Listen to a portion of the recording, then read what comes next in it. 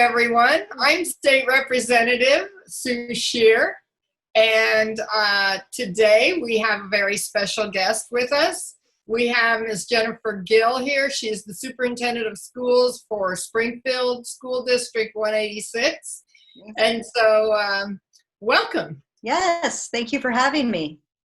Okay, well, in the interest of everybody's time, we could chat about life, but we are going to go right through. We've got some questions that we've prepared that we think people would be interested in hearing the answers. I know that our heart goes out to everyone in education. This is a very challenging time.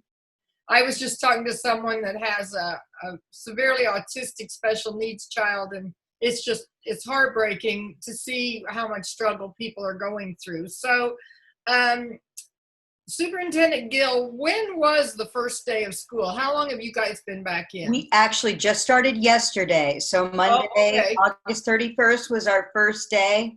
Yesterday was very much a check-in and an orientation day. We had a very large program for all of our 6th grade students and our 9th grade freshmen on track program just to welcome them back. Our teachers held virtual open houses, with families to make sure that they were feeling comfortable with the technology and meeting and greeting our students. So today is actually the first day where we've actually had school that, as we now know it to be. So as you now know it to be, is that in person or is it virtual or a hybrid?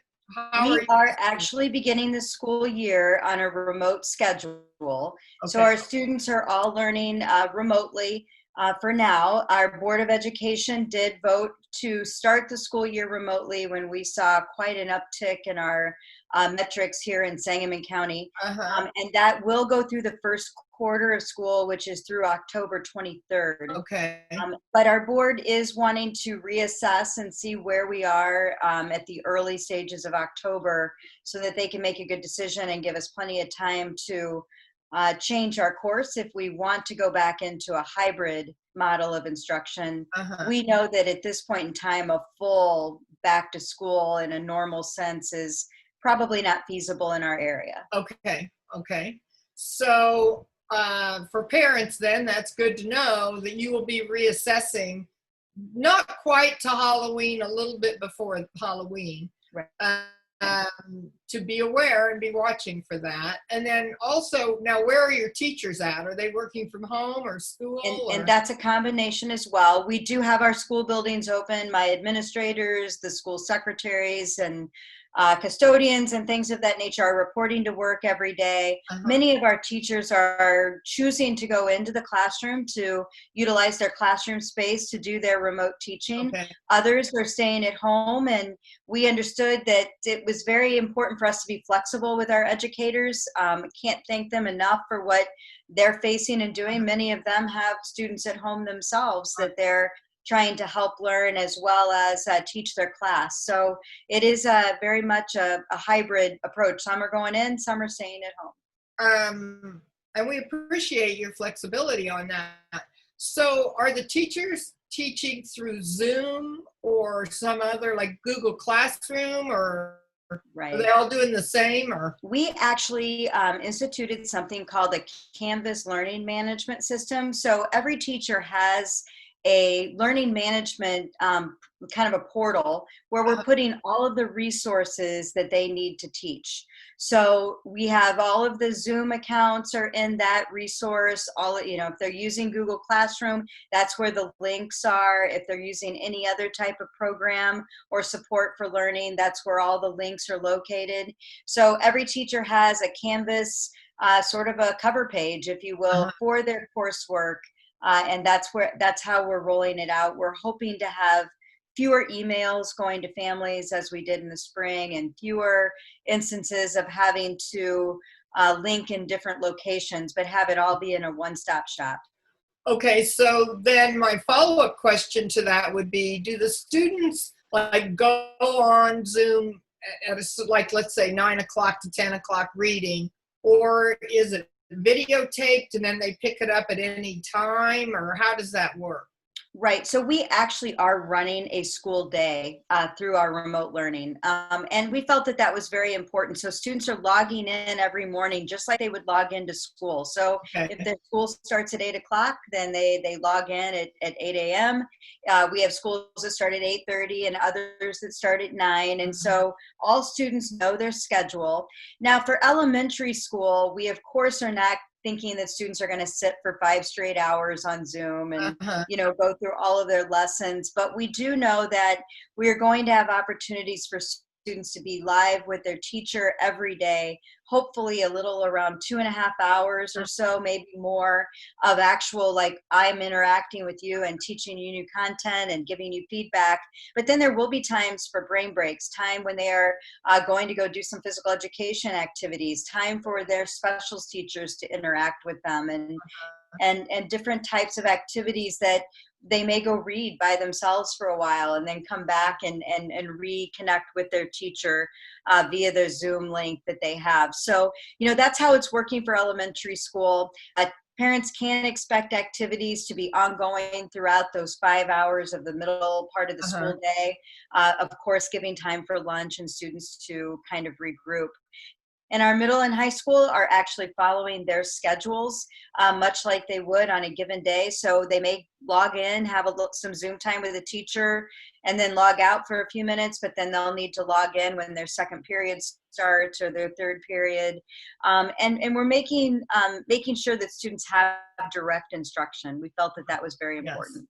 So when the teachers teach, do they teach to the whole classroom at once? Or They can, or they can do some breakout okay. sessions. So Zoom allows you to do the breakout groups that are very helpful for students. And also it may be that they're doing some small group work with other students. And so we wanted to be able to have, that capability for teachers to either teach to the whole group or to have small breakout groups as well. So we had some professional development on that in the last 2 weeks to help teachers get ready for utilizing these tools. Good, good. It sounds like you're really doing everything you possibly can to make a smooth transition. Now, as far as homework goes, is there a set time each day when the homework is due, or does that vary by classroom or? It will very much vary by classroom. And just like it is now, you may not have homework in every subject every day. There may be Uh-huh. a larger project, of course, in middle school and high school that you're working toward that you'll have to turn in at a certain point in time. Teachers are still providing homework, though, and expecting students to do that work that's provided to them, whether it's reading a novel or doing anything that they need to do online or responding to anything. All of those will be counted. I think the most important thing for students to know is that attendance each day counts. Logging in and making sure that you are, getting into your classes each and every day through the Canvas portal is very important. And then also, we're grades are counting, right? So you have to do your work and you have to show up and be a part of your classes and do your work. And that's different than it was, of course, in the spring when we were all just trying to muddle through, our stay-at-home orders. So you're using your traditional grading scale that you used always. Yes, we Okay. sure are. Mhm. All right. And then along with the grading, as far as testing goes, do you have like someone who proctors and then they take the test in real time, or how does that work? Right. Well, we're still, working through all of the ins and outs. Of course, we are. We did not give any of our big state tests, of course, last spring, and we really don't know what's to come on that front. Obviously, Uh-huh. that has a little bit to do with the federal government and the guidelines from the Department of Education, that would flow through to the state board. And obviously, we are going to give assessments just like we normally would at the end of a unit of instruction. And we will be utilizing some different strategies that we can utilize through online tools to make sure that students are following the rules and not trying to game the system a little bit. Uh, Um, but we might see other types of feedback, more of those formative feedbacks, and making sure that students are really able to show us what they know and are able to do at the end of a unit that might be different than traditional assessment. So uh-huh. we will have to deal with those things as they come about, but we're learning alongside them at this point in time.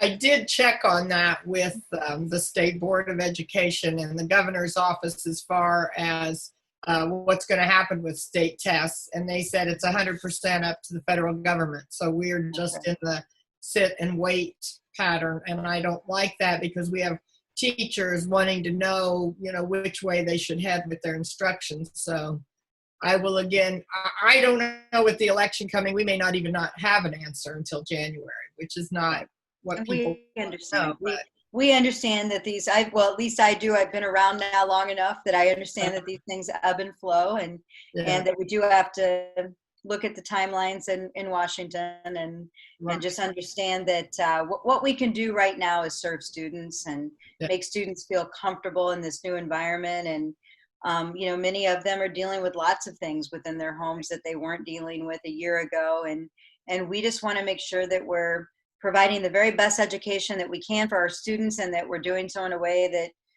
that keeps them safe from hopefully never having to contract the virus. Yes. Okay, so now let's switch over to talk about parents a little bit. If a parent has a reason to contact their child's teacher, what would you like them to know? How would you like them to get a hold? Well, first of all, we've been very upfront about how to get a hold of our staff. So every staff member, of course, is checking in daily with students, and email. Every teacher in our district has an email, and on our main website you can go and find a list of teachers at each individual school, and you'll see an email. That would be your first line of questioning. But then also our schools are open, as I said, and our administrators are manning the phones, and we have school secretaries that are there and working diligently and very hard to answer and get back with parents as soon as possible. Even our district offices are open, and we have many opportunities to call back families and sometimes be able to help without even having to bother the school, and we're happy to do so. So really, there shouldn't be any problem with families being able to get in touch with their teacher, either by phone or by email or by calling the school.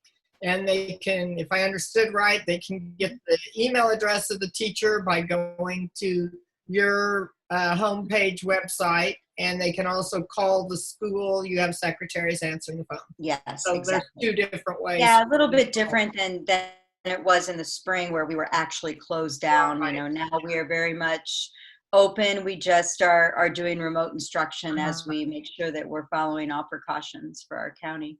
Okay, and do the children have Chromebooks or iPads, or how does that work?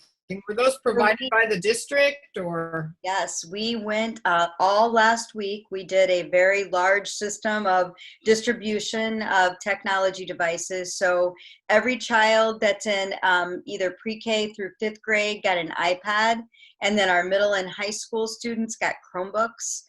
So we are 100% one-to-one in our district, and we're very thankful for that.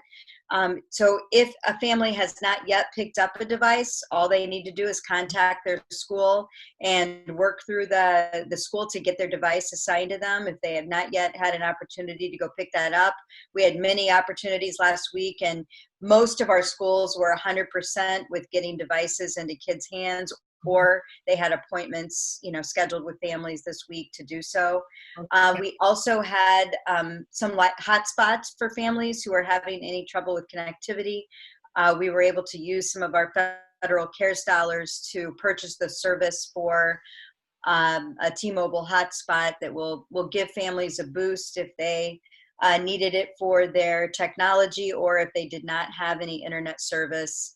The hotspot should give them enough to be able to do the work that we need them to do during the day. Awesome. And I know this next question is about child care, and I understand that the school's job is to educate the children. We're not babysitters. As teachers, we don't expect that. But do you have any suggestions that you offer to parents who have to go to work and can't stay at home with their children? Right, and many of these childcare options are facing some of the same dilemmas we are with the rise and the virus in our area. So we understand that this has been very difficult for families. We do have two small operations that are going on, I guess, so to speak, because we don't want to have, if we're supposed to stay at home for remote learning because school's not safe, then it's also kind of unsafe to go to some of these programs as well. Right. But we have some programs that have really cropped up to support kids on a limited basis. One that we run is called Project Scope, and it's been around for years. We offer it full days during the summer, and we offer before and after school care for those families who may work later than the school day. They are operating small programs in all of our elementary schools. And I believe we're just kind of capping it at 15 students so that we can keep it at a manageable space. We also have some federal money from 21st Century programs. And they are right now looking at how they can open up some very small programs in 8 of our school sites that might start maybe the second week of September here to help families that were previously a part of that program that still might need some of that assistance during the school day. We've seen our local YMCA start some small programs as well during the day to help some families, so we've seen some great things coming out of some partnership work across our community. Our Boys and Girls Club runs our 21st Century program, and they've been great partners to us in helping us think about how we could maybe open up our 21st Century programs at a minimal level that would keep it, in a place where we could maintain that safe contact and that social distance that we need at this time. And we've started to see some local churches say that they would be willing to open their doors to small groups of students that might need some of that support for families who are working. So I'm always, energized by the fact that our community will really help think outside the box in these times. And we all know that it's not a good idea to bring any large group of students together in any one space right now. But if there are some small pods around our community, and then our teachers would continue to teach and provide the instruction with the devices that we've provided. So with those things working together, we hope to see some great things happen. Okay, so how do you recommend that we as parents and grandparents can best support our teachers during this trying time? We just hope that the students can log on and be a part of their education, every day. Our schedule is set up so that Tuesday through Thursday, we have some synchronous, parts of instruction that are happening. Mondays are asynchronous days where we're really hoping to have some parent meetings and have the other time to plan and to get ready for the school week. But those Tuesday through Thursdays in District 186 are very important that kids log on for their synchronous learning, and making sure that they even log on to the Canvas site on Mondays as well to see if there's any assignments or any messages or any memos about the upcoming school day. So, we need to take attendance every day. That's a very big, important piece. And so making sure that our kids are logging on is the most important thing people can do. Okay. Mm-hmm. So some of these questions we've already answered, so we won't go be redundant, but what can parents expect when a child in the school does test positive? What is the school's plan for that? Right. Well, obviously, if they're on remote, we're not going to, have the same protocols as we will when we're back in school and doing some hybrid method. But we have been very thankful to have a great working relationship with the Sangamon County Health Department and the Illinois Department of Public Health, who have helped us publish some really good flow charts and sort of a way for us to move through each and every incident as it happens. First and foremost, we will abide by all and any contact tracing that the county needs to do. We will notify all families in the building if there is an active case of an adult or a child in the school so that they know that there was an active case. And then in addition, we'll give them any more details if that case was something where we think their child came in even more close contact with that. They'll be informed with that. Obviously, we have letters that we have ready to go and prepared so that we can use a consistent letter for every school for each time that this happens. You can't expect for the school to be closed down for a short amount of time for us to do deep cleaning. The school being closed down is just more about having the time go by that's required, and then making sure that we get in and do our deep cleaning, and then we can open school back up. But this individual students and some classes or some faculty may have to be quarantined for some time due to a positive case or a positive exposure. So we'll just expect families to follow along and make sure that they abide by whatever we're told by the public health department. And we'll just always follow every rule to keep everybody safe. We are going to try to be confidential with the name of the person because that's just what you need to do in times of medical crisis. But we also know that in some cases, it's going to be obvious who the person was, and we're going to do our best to maintain decorum and appropriateness around helping a family through a situation. Okay, and then our final question, which we've kind of talked about it already, but who, again, can parents contact if they have a question? What's your school's website? www.sps186.org. And on that main website, you'll see big, large sections to click on that will have all of the key information that you need. In addition, it will have all of our COVID information if people have any questions about, it has the Sangamon County Health Department documents. It has all of that right there for families to see. But more importantly, it's got a connection to all of the remote learning expectations. But mostly, it's just really develop that relationship with your child's teacher. Every child has been assigned a teacher at this point, or a schedule in middle and high school, so they know their individual teachers. Just make sure to reach out to them and be very open and honest about any concerns or questions that you have. And of course, the school office will also be willing to help you and point you in the right direction if we can't answer your question right away. Okay, so again, that was www.sps, like Springfield Public Schools. Yes, ma'am. 186.org. O-R-G. Be sure you go to .org, O-R-G, not any of the other choices at the end. So. Right. Okay, and do you have a phone number, or is that more just all the different schools, or? When you go right to that website, the main office there at our central office is 217-525-3000. Okay, 525-3000. But yet, if you hit schools on there and pull down, it'll have all the school sites and all of their phone numbers, and even drill down further and it says teachers in each school, and you can find every teacher's website as well. All right. Well, this has been very informative. I hope people have had a chance, and if not, they might catch it again this evening. And I just know as a parent and grandparent, there's a lot of stress relief just hearing it straight from the superintendent instead of word of mouth. So we appreciate we are offering remote feeding. So we have that is right up on our main website as well. We have all but 6 of our schools that are actually serving food every day between 7:30 and 11:30. Okay. You can just drive up and get a meal for your family.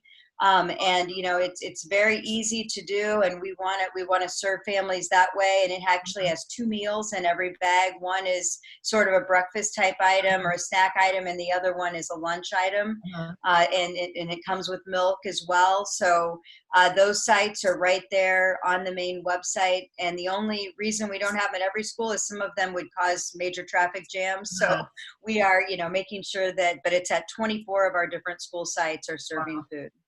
From the bottom of my heart, I'm just, what you guys do for children, we appreciate it so much. Well, thank you. You're trying to help them with their computers and their hotspots, and teach them and provide after school and lunch. And we're asking a lot of schools in this time, and we thoroughly appreciate, it truly takes a village. So thank you so much. Well, thank you, Sue. Have a great afternoon. All right. Bye-bye. All right. Thank you.